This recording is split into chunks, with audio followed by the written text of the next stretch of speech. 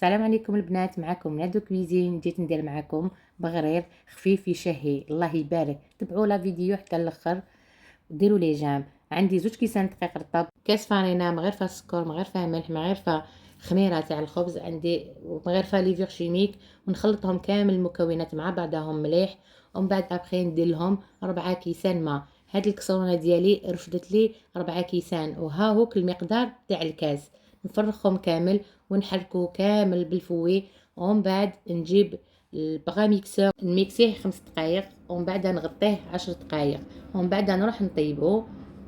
هاي ليك الريزلتا تاعو. جا متقب الله. انا المقله تاعي كبيره، درت فيها غرف ونص.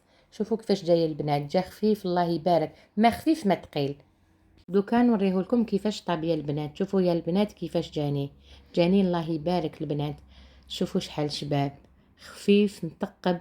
شوفوا البنات، انا درت له هادو ما درت لهم العسل، واللي منا ما درت لهمش العسل بناتي ما يحبوش العسل. جا خفيف يشهي. شهيتكم في الجنه البنات، مادابيا تسيوه وتعطوني رايكم في لي كومونتير. ديروا لي جام وابوني وبارطاجيوه مع احبابكم وناسكم، ونتلاقاو ان شاء الله في فيديو جديد. على خير البنات، بصحتكم.